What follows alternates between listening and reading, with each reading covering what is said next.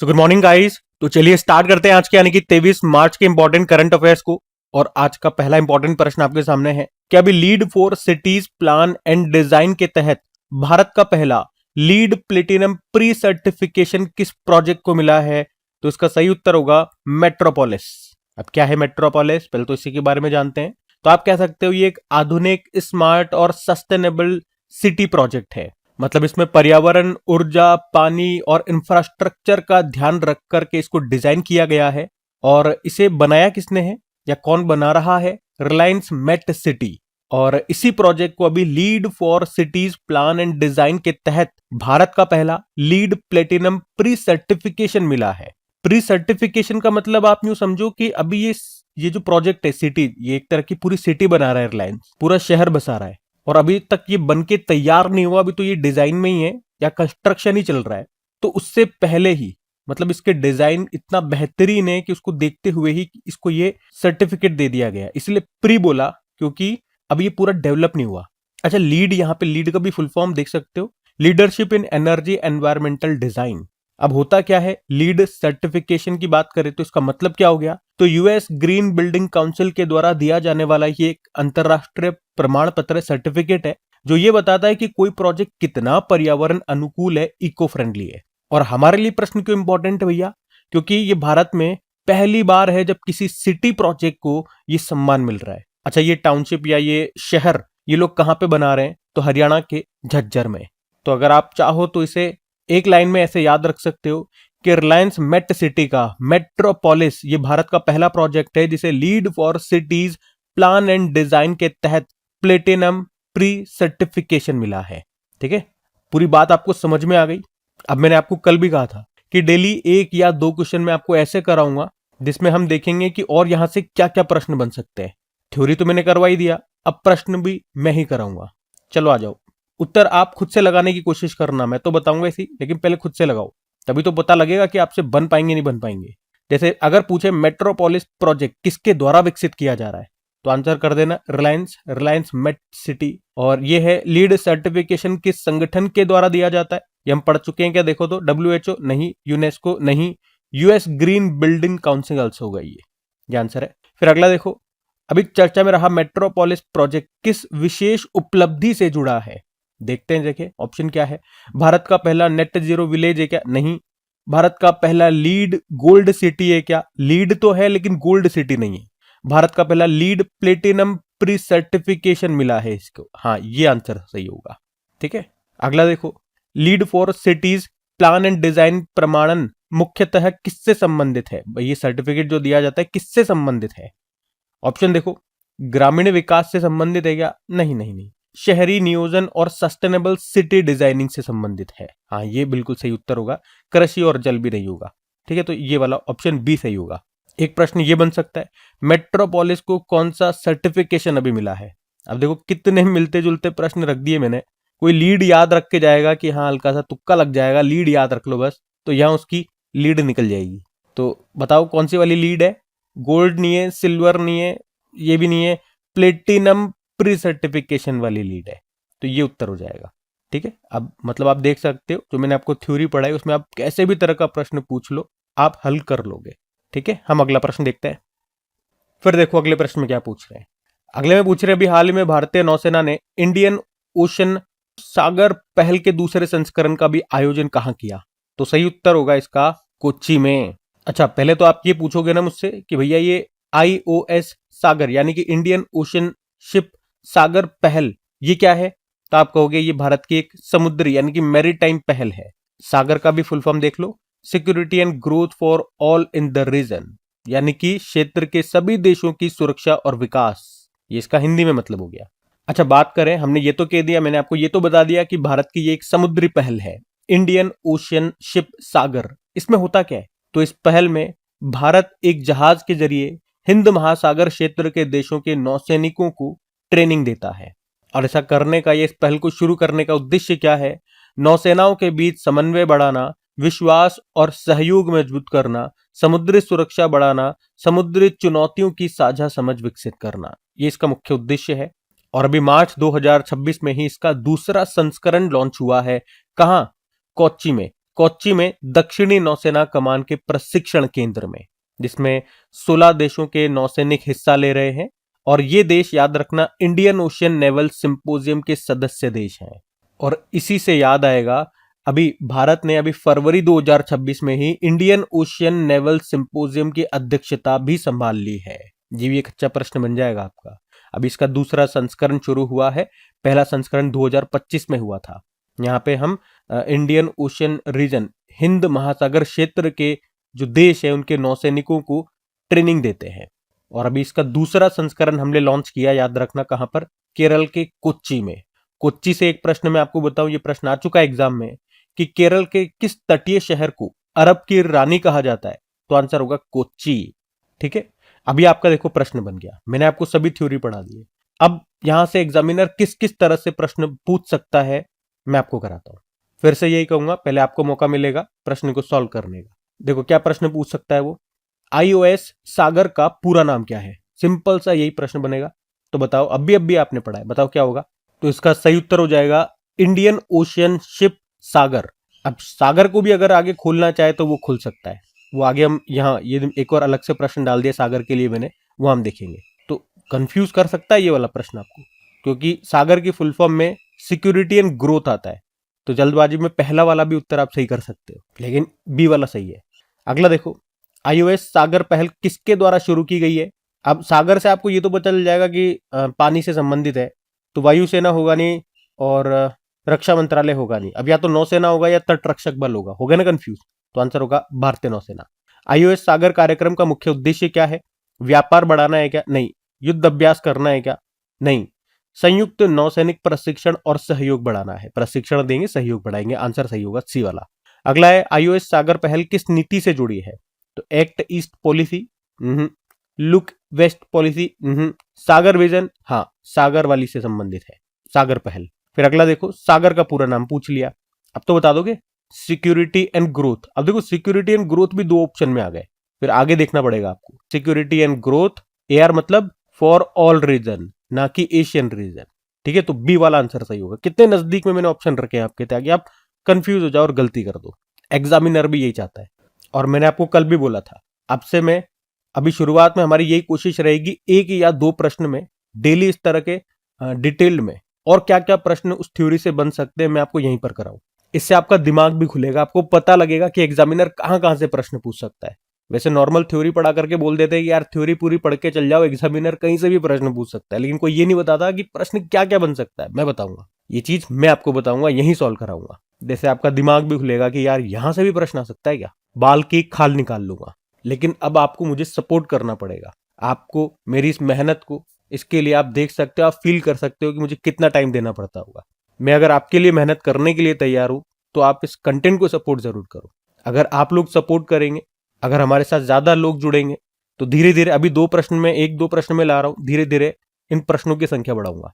ज्यादा से ज्यादा लोग जुड़ेंगे, मैं ज्यादा से ज्यादा प्रश्नों में इस तरह की चीज आपको करवाऊंगा। तो अपने दोस्तों को अपने साथ जोड़ना है, उनके साथ अपने कोई भी स्टडी ग्रुप है वहां पे वीडियो को शेयर जरूर करना, उनको एक बार रिक्वेस्ट जरूर करना कि यार वीडियो एक बार विजिट जरूर करो, तुम्हें जरूर पसंद आएगा। और मुझे यकीन है अगर आप लोग बोलोगे तो वो लोग जरूर देखेंगे। आप लोग सपोर्ट करो, हम लोग गर्दा उड़ा देंगे। ठीक है, अभी अगले प्रश्न की ओर बढ़ते हैं। फिर देखो अगले में क्या पूछ रहे हैं, अभी जबरन धर्मांतरण पर अंकुश लगाने के लिए अभी किस राज्य सरकार ने धर्म की स्वतंत्रता विधेयक 2026 को मंजूरी दे दी है? तो इसका सही उत्तर हो जाएगा, ऑप्शन में आप देखोगे तो छत्तीसगढ़। तो छत्तीसगढ़ विधानसभा ने अभी छत्तीसगढ़ धार्मिक स्वतंत्रता विधेयक 2026 को मंजूरी दे दी है। तो इस विधेयक का, जो कि अब एक्ट बन चुका है, तो इसका मुख्य उद्देश्य क्या होगा कि जबरदस्ती या गलत तरीके से कोई धर्म परिवर्तन करता है या करवाता है तो उसको रोकना है। और इसी तरह का एक और प्रश्न आप नोट कर सकते हो कि अभी महाराष्ट्र सरकार ने भी धर्म की स्वतंत्रता विधेयक 2026 को पारित कर दिया है। ठीक है, तो एक ही प्रश्न से आप दो चीजें याद रख सकते हो कि एक ही ये काम दो जगह हुआ है, छत्तीसगढ़ और महाराष्ट्र में। लेकिन यहाँ पे तो पर्टिकुलर छत्तीसगढ़ की हम बात कर रहे हैं, तो छत्तीसगढ़ ले चढ़ते हैं आपको। ये रहा मैप में छत्तीसगढ़, कैपिटल रायपुर हो गई है, गवर्नर है रमन डेका, मुख्यमंत्री है विष्णुदेव साय, उदंती सीता नदी टाइगर रिजर्व है यहाँ पे। यहाँ के लोक नृत्यों की बात करें, पंथी हो गया, राउत नाच हो गया, सुवा हो गया, कर्मा हो गया, पंडवानी सबसे फेमस यहाँ का लोक नृत्य हो गया। कुछ और प्रश्न देख लें एक बार यहाँ पे। अभी खेलो इंडिया ट्राइबल गेम्स का पहला संस्करण होगा, अभी हुआ नहीं है, होगा कहाँ पर? छत्तीसगढ़ में, जिसका मैस्कॉट है मोरवीर। छत्तीसगढ़ का बालोद जिला ये देश का पहला बाल विवाह मुक्त जिला बना और कोपरा जलाशय ये राज्य का पहला रामसर साइट बन चुका है। आदिवासी स्वतंत्रता सेनानियों को समर्पित भारत का पहला पूर्ण डिजिटल संग्रहालय का भी उद्घाटन किया गया छत्तीसगढ़ में ही। रानी दुर्गावती योजना भी यहाँ पर शुरू हुई थी, जिसमें बच्ची जब 18 साल की हो जाएगी तो 1.5 लाख रुपए मिलेंगे।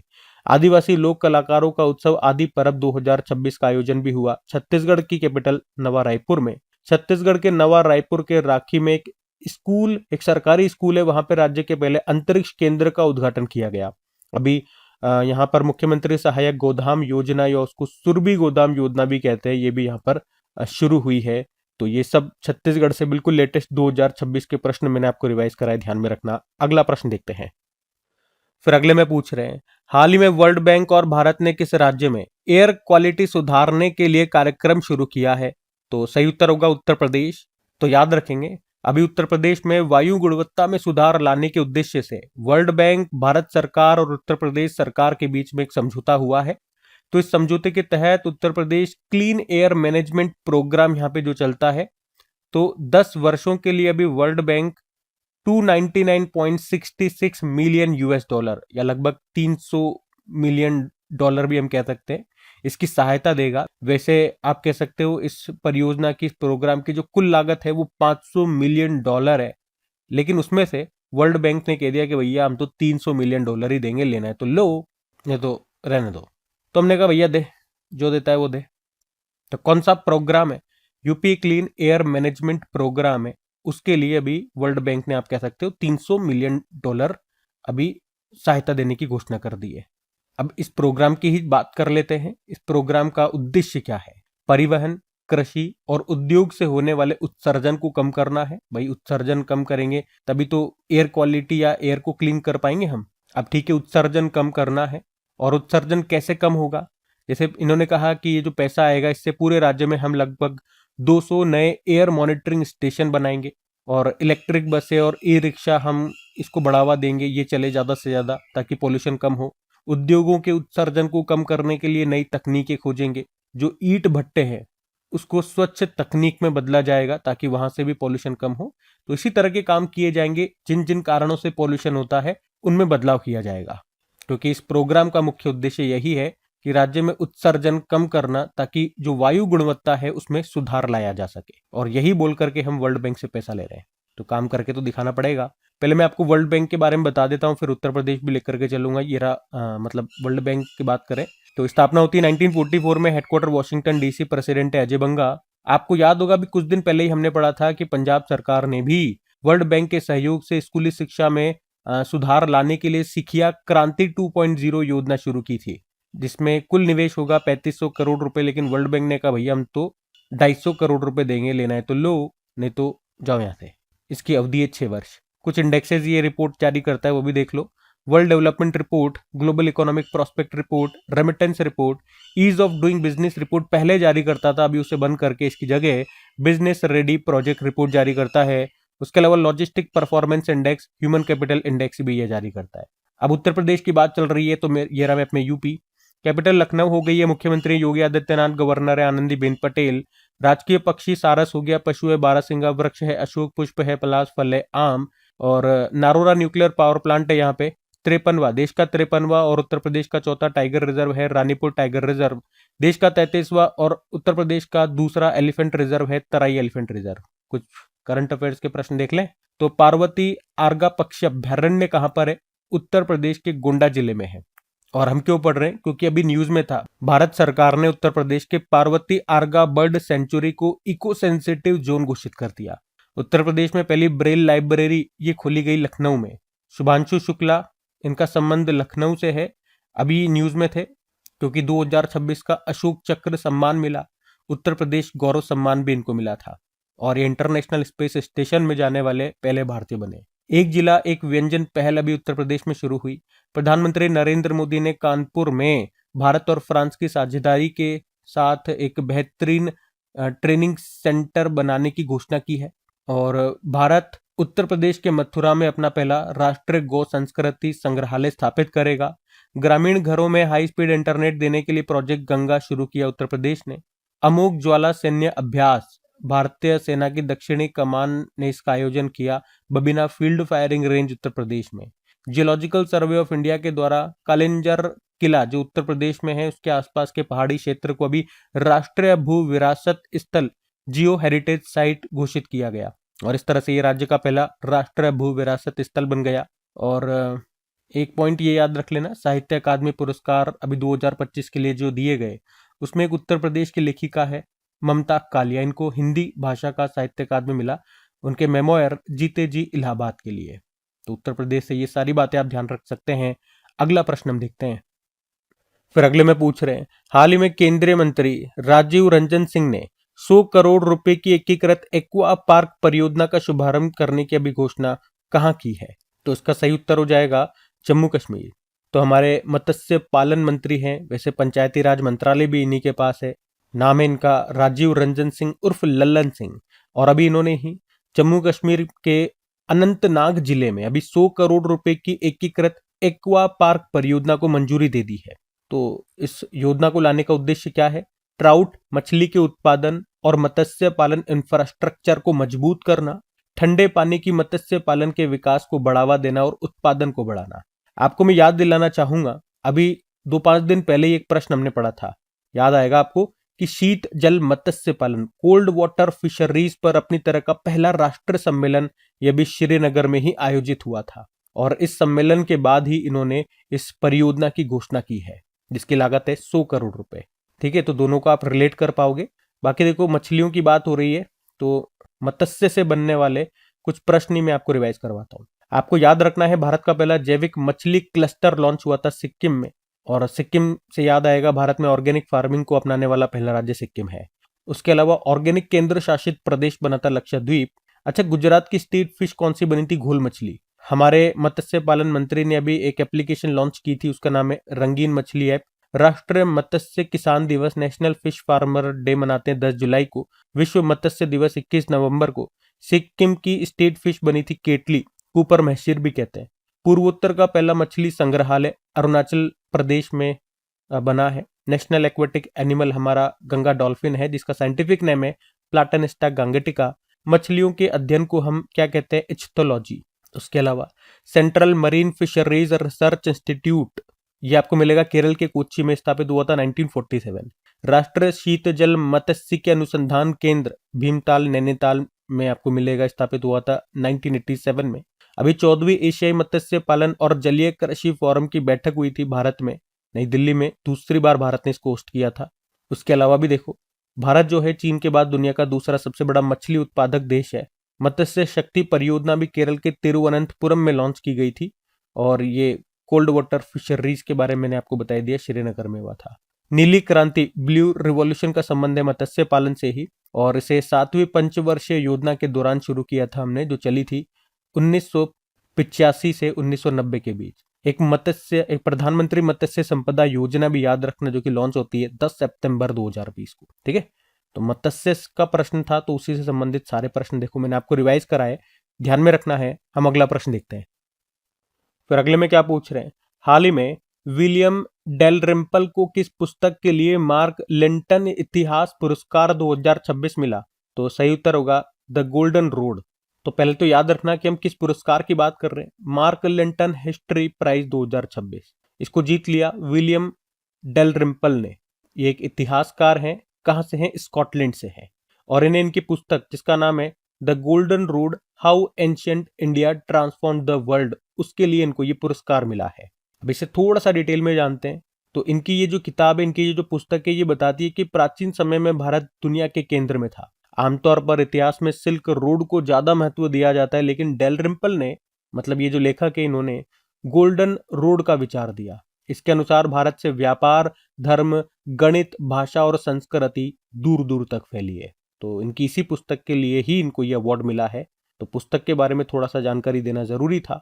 गोल्डन रोड बुक का नाम है। पुरस्कार की बात कर लें, ये पुरस्कार हर साल बेहतरीन इतिहास लेखन के लिए दिया जाता है। पुरस्कार के रूप में $10,000 मिलते हैं और ये पुरस्कार दिया जाता है Nieman foundation for journalism Columbia university के द्वारा।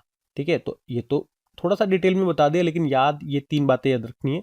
कौन सा अवार्ड है? मार्क लिंटन हिस्ट्री प्राइज 2026 का स्कॉटिश इतिहासकार विलियम डेलरिम्पल को दिया गया उनकी बुक गोल्डन रोड के लिए। अब अवार्ड वाला प्रश्न है, चलो अवार्ड से ही बनने वाले कुछ प्रश्न आपको रिवाइज करवाते हैं। अगर आपसे पूछे अभी ग्लोबल ह्यूमैनिटेरियन अवार्ड पाने वाले पहले एशियाई कौन बने थे? Anant Ambani. PETA India 2025 person of the year चुना गया रवीना टंडन को।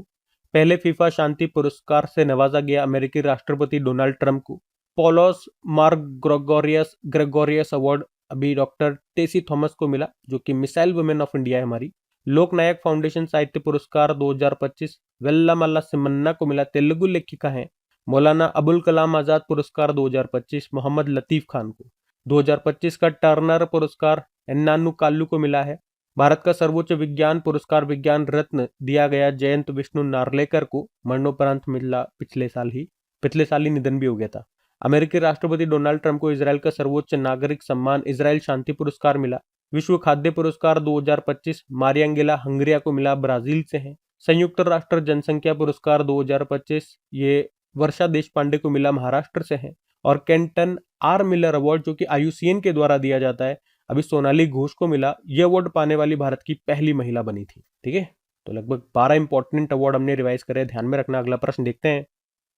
फिर अगले में पूछ रहे हैं, हाल ही में वर्ष 2026 में वर्ल्ड वाटर डे की थीम क्या है? मतलब मैंने थीम आपसे पूछ ली है। वर्ल्ड वाटर डे आपको पता है कब मनाते हैं, 22 मार्च को, लेकिन थीम क्या है? तो सही उत्तर हो जाएगा वाटर एंड जेंडर। तो विश्व जल दिवस वर्ल्ड वाटर डे हर साल 22 मार्च को मनाया जाता है। पानी के महत्व और जल संरक्षण के प्रति जागरूकता फैलाने के लिए मनाते हैं इस दिन को। इस दिन की शुरुआत की अगर बात करें तो 1992 में ब्राजील के रियो अर्थ समिट में इसका प्रस्ताव रखा गया था, और 1993 से हमने इसको मनाना शुरू कर दिया। तो कह सकते हो पहली बार 1993 में मनाया। थीम है अभी वाटर एंड जेंडर इसकी थीम। वैसे 22 मार्च को बिहार दिवस के रूप में भी मनाते हैं, ये आपको याद ही रखना है। अब एक प्रश्न, ये होमवर्क प्रश्न मैंने आपके लिए डाल दिया है। आप बताएंगे क्लीन वाटर एंड सैनिटेशन का संबंध किस सस्टेनेबल डेवलपमेंट गोल से है? भाई SDG कितने टोटल? 17 हैं। कब तक पूरे करने हैं? 2030 तक। और यहां से ऐसे ही प्रश्न आपके एग्जाम में बनते हैं, जैसे आज मैंने ये प्रश्न पूछ लिया आपसे। तो 17 गोल्स कम से कम आपको याद होने चाहिए, कौन सा गोल किसकी बात करता है। और अगर आप हमारे रेगुलर स्टूडेंट्स हैं तो मुझे बताने की जरूरत नहीं है, लेकिन नए स्टूडेंट हैं, पहली बार जुड़ रहे हैं,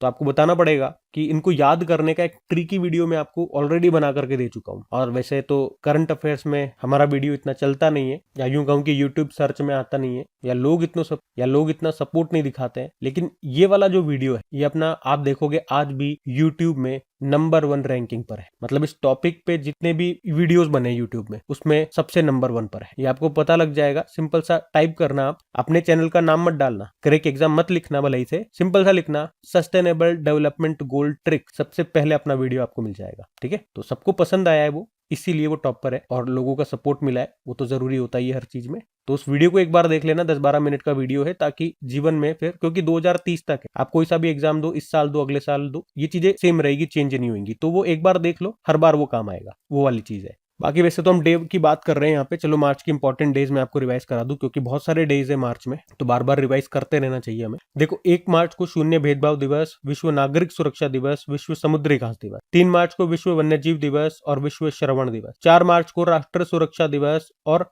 विश्व मोटापा दिवस। 5 मार्च को अंतरराष्ट्रीय निरस्त्रीकरण और प्रसार जागरूकता दिवस। 7 मार्च को जन औषधि दिवस। 8 मार्च को अंतरराष्ट्रीय महिला दिवस। 9 मार्च को कॉमनवेल्थ डे।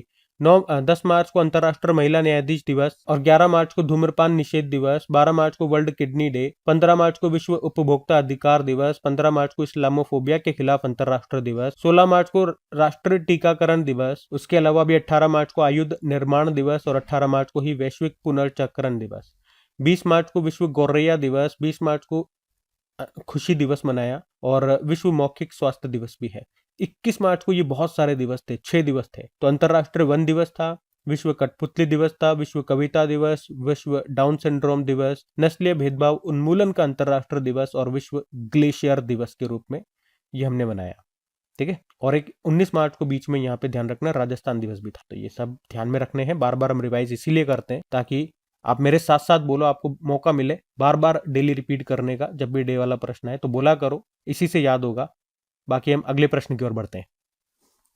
फिर अगले में पूछ रहे हैं, अभी हाल ही में विधान साथी नाम से एआई चैटबॉट अभी किस विधानसभा के द्वारा लॉन्च किया गया? तो आंसर होगा दिल्ली। तो याद रखेंगे, अभी दिल्ली विधानसभा ने विधान साथी नाम से एआई चैटबॉट लॉन्च किया है। दिल्ली विधानसभा के जो अध्यक्ष है विजेंद्र गुप्ता, उन्होंने इसका उपयोग विधायी शोध यानी कि लेजिस्लेटिव रिसर्च के लिए करेंगे। और इस तरह देखेंगे तो दिल्ली विधानसभा देश की पहली ऐसी विधानसभा बन गई है जहां एआई का उपयोग विधायकों के काम में होगा। तो क्या काम में लेंगे इसे, मतलब इसका उद्देश्य क्या है, या यूं भी कह दें क्या काम में लेंगे? तो इससे उन्हें जटिल कानूनों को समझने में मदद मिलेगी, साक्ष्य आधारित तर्क प्रस्तुत कर सकेंगे, बेहतर और सूचित चर्चा सुनिश्चित करेंगे। ठीक है, तो सिंपल से याद रखना, दिल्ली विधानसभा ने अभी एक एआई चैटबॉट लॉन्च किया, उसका नाम है विधान साथी। और इस तरह से दिल्ली विधानसभा देश की पहली ऐसी विधानसभा बन गई जहां एआई का उपयोग विधायकों के काम में होगा। अब एआई की ही बात चल रही है तो एआई से बनने वाले कुछ प्रश्न आपको रिवाइज करवाते हैं, आ जाओ। ये सारे 2026 के प्रश्न हैं। पहले तो याद रखना, एआई का गॉडफादर किन्हें कहा जाता है? जेफरी हिंटन को। एआई के फादर है जॉन मैकार्थी। उसके अलावा अभी गुजरात ने इंडियन एआई रिसर्च ऑर्गेनाइजेशन की स्थापना की घोषणा की है। कहां पर? गुजरात की गिफ्ट सिटी में। और इस तरह से ये देश का पहला राष्ट्रीय स्तर का एआई रिसर्च संस्थान होगा जिसे पीपीपी मॉडल पर बनाया जाएगा। भारत का पहला सरकारी एआई आधारित क्लिनिक ग्रेटर नोएडा के government institute of medical sciences में खुला गया है। और कौन सा आईआईटी इसमें मदद कर रहा है? आईआईटी कानपुर। एआई समिट जो 2027 में है जेनेवा स्विट्जरलैंड में होगा और 2028 वाला यूएई में। अभी ओपन एआई ने किस भारतीय कंपनी के साथ एआई डेटा सेंटर बनाने के लिए समझौता किया? तो टाटा के साथ। और ओपन एआई के फाउंडर सैम ऑल्टमैन है। भारत वन डॉट एआई ये बंगलुरु का एक स्टार्टअप है और इसी ने बंगलुरु में भारत की पहली ह्यूमैनिटी फर्स्ट एआई सिटी बनाने का ऐलान किया। भारत विस्तार एआई टूल अभी इसको लॉन्च किया शिवराज सिंह चौहान ने, जो कि हमारे कृषि मंत्री हैं। तो ये एक AI powered multilingual digital platform है जो इन्होंने लॉन्च किया है। आईआईटी बॉम्बे और अमेरिका की कोलंबिया यूनिवर्सिटी ने साथ में मिलकर सेंटर ऑफ एआई मैन्युफैक्चरिंग स्थापित करने के लिए समझौता किया। भारत की पहली एआई संचालित कौशल जनगणना नाम है सक्षम, ये शुरू हुई मुंबई में। सेबी ने भ्रामक पोस्ट की निगरानी के लिए अभी कौन सा एआई टूल लॉन्च किया? तो सुदर्शन। और चाइना ने अगले 5 सालों में space based AI data centre बनाने की भी घोषणा की है। ठीक है, तो अभी एआई से बनने वाले ये सारे आपके लेटेस्ट इसी साल के प्रश्न है, याद होने चाहिए आपको। हम अगला प्रश्न देखते हैं। फिर अगले में पूछ रहे हैं, अभी हाल ही में ऋतुपर्णा सेनगुप्ता को किस देश में महिला सशक्तिकरण पुरस्कार मिला है? तो आंसर होगा ब्रिटेन। ब्रिटेन में दिया गया इनको ये पुरस्कार। तो भारतीय अभिनेत्री है ऋतुपर्णा सेनगुप्ता और इन्हीं को भी महिला सशक्तिकरण पुरस्कार वुमेन एम्पावरमेंट अवार्ड 2026 से सम्मानित किया गया। उन्हें ये सम्मान आर्ट एंड कल्चर की कैटेगरी में दिया गया है। तो पुरस्कार समारोह भी हाउस ऑफ कॉमन्स जो कि यूके संसद का निचला सदन है वहां पर आयोजित हुआ, वहां पर इनको ये सम्मान दिया गया। तो महिला सशक्तिकरण पुरस्कार की बात करें, ये उन महिलाओं को दिया जाता है जिन्होंने अपने क्षेत्र में उत्कृष्ट कार्य कर समाज पर सकारात्मक प्रभाव डाला है। तो अभी ये महिला सशक्तिकरण पुरस्कार दिया गया, याद रखेंगे, भारतीय अभिनेत्री ऋतुपर्णा सेनगुप्ता को। कहां पर? ब्रिटेन में। अब यहाँ पे एक काम करता हूं मैं, क्योंकि पुरस्कार से अभी एक प्रश्न हम देख चुके हैं और कुछ इंपॉर्टेंट पुरस्कार की लिस्ट मैंने आपको रिवाइज भी कराई थी। अब यहाँ पे महिलाओं से जो भी अभी तक प्रश्न बने इंपॉर्टेंट, वो मैं आपको एक साथ रिवाइज कराता हूँ। सभी महिलाओं से संबंधित वाले प्रश्न होंगे। जैसे आपको याद होना चाहिए कि समुद्री क्षेत्र में महिलाओं की भागीदारी बढ़ाने के लिए सागर में सम्मान पहल किसने शुरू की थी? सर्बानंद सोनोवाल, जो कि शिपिंग मंत्री हैं। माउंट एवरेस्ट पर चढ़ने वाली सीआईएसएफ की पहली अधिकारी बनी थी गीता सामोता। माउंट एवरेस्ट पर चढ़ने वाली पहली भारतीय दृष्टिबाधित महिला छोंजिन अंगमो है, हिमाचल प्रदेश की किन्नौर की। यूनाइटेड नेशन ने 2026 को अंतर्राष्ट्रीय महिला किसान वर्ष के रूप में घोषित किया है। नासा के international air and space program को पूरा करने वाली पहली भारतीय महिला बनी थी डांगेती जानवी, आंध्र प्रदेश से हैं ये। दिल्ली में महिलाओं और ट्रांसजेंडर व्यक्तियों के लिए बसों में मुफ्त यात्रा के लिए भी सहेली स्मार्ट कार्ड को शुरू किया गया था। अच्छा, यहाँ पे एक प्रश्न पूछने का मन कर रहा है मेरा आपसे कि अभी किस राज्य में दिव्यांग जनों के लिए बसों में या पूरी तरह से टिकट फ्री बस यात्रा कर दी गई थी उनकी? तो वो योजना कौन सी है? योजना का नाम बताओ और किस राज्य में अभी शुरू हुई? अभी 2-4 दिन पहले ही पड़ा है। ठीक है, देखते हैं कौन बताते हैं। बाकी शक्ति श्री कार्यक्रम ये उड़ीसा में शुरू किया गया था, इसका भी संबंध महिलाओं से है। कॉलेज और विश्वविद्यालयों में छात्रों की सुरक्षा सुनिश्चित करना। अभी 14वां यूईएफए वुमेन्स यूरो कप 2025 जो स्विट्जरलैंड में हुआ था, इसको इंग्लैंड ने जीता, इसमें इनको हराया था। पहला ब्लाइंड वुमेन टी20 वर्ल्ड कप 2025 हुआ था भारत में भी कहा, नई दिल्ली और बेंगलुरु में। सुप्रीम कोर्ट ने स्टेट बार काउंसिल में महिलाओं के लिए कितने प्रतिशत रिजर्वेशन का निर्देश दिया? 30%। बिहार में एक नई पुलिस यूनिट अभिया ब्रिगेड को लॉन्च किया गया। उद्देश्य था बिहार में वुमेन्स और गर्ल्स स्टूडेंट्स की सिक्योरिटी करना। पोलोस मार ग्रेगोरियस अवार्ड डॉक्टर टेसी थॉमस को दिया गया। टेसी थॉमस है, मिसाइल वुमेन ऑफ इंडिया कहा जाता है। व्हील चेयर पर सवार होकर अंतरिक्ष यात्रा करने वाली पहली व्यक्ति बनी है, माइकेला बेथॉन्स, जर्मनी की है।